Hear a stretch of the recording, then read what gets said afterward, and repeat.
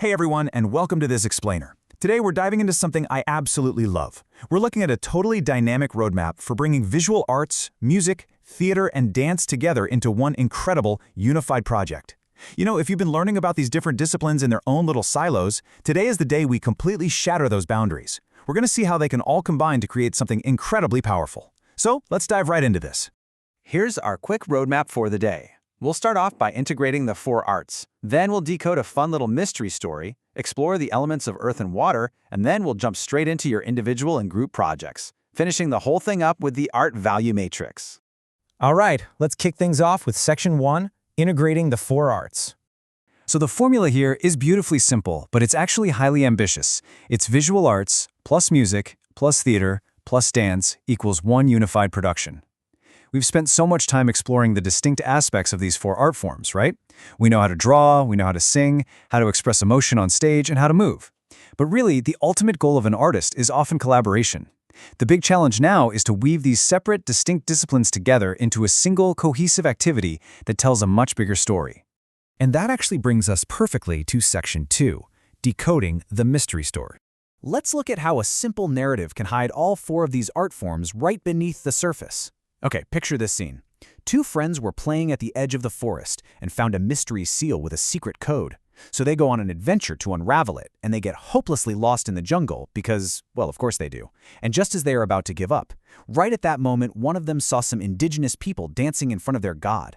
The kids get caught, they panic, they plan a whole escape, but then they notice that the village huts share the exact same design as their mysterious seal. So they use the seal to communicate. The villagers are absolutely thrilled, and they explain that they worship the earth as their god.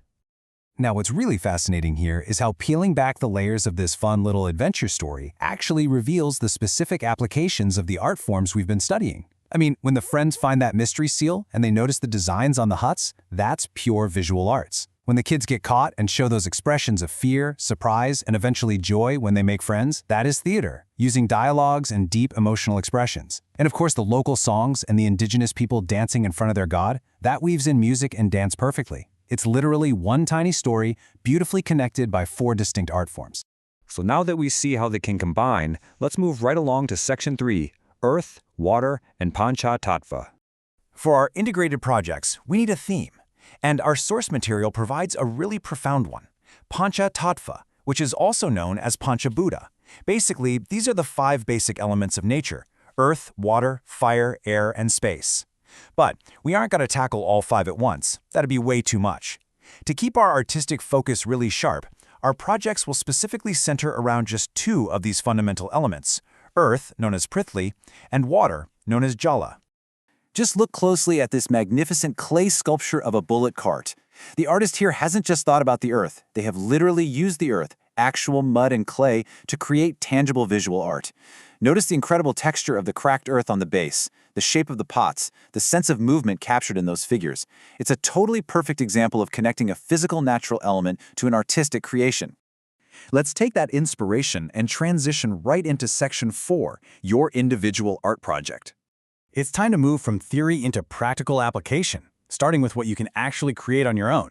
Your first task is to identify a specific, real-world issue related to earth and water that you want to highlight. We're establishing a real problem-solution focus here. For example, maybe you choose soil pollution. Did you know that a single gram of healthy soil contains literally millions of organisms? When we lose that, we lose our entire ecosystem.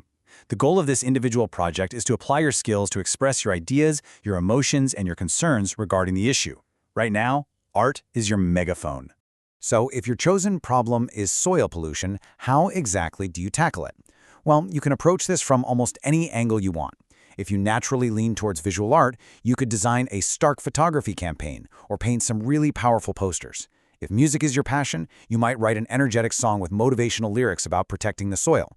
For dance, you could choreograph specific steps to that very same motivational song. And for theater, you could write and perform a short skit, a drama, or even a street play, a Nukkad Natak. You can use one, or better yet, incorporate all of these elements to create a massive awareness campaign. Now, individual expression is absolutely great, but art scales beautifully when we work together. Welcome to Section 5, Group Work and Brainstorming. This is where we learn that art is not just a personal skill, but a really powerful tool for community awareness and social change. To kickstart your brainstorming process, I want to pose this direct question to you. Can you imagine a single day without water? Just think about the source of drinking water in your locality. Think about the natural resources around you. How would your community function if the water just stopped flowing for 24 hours? And immediately following that, ask yourself this. Have you thought of the quality of soil in your locality? Can you imagine living in a very dirty and polluted land? Think about the ecosystem of the ponds, the lakes, or the rivers near you. What about the beauty of a waterfall you visited recently? These questions, they're designed to ground your art in reality. They bring sensitivity and awareness because they force us to start appreciating the small things and noticing the changes happening right around us every single day.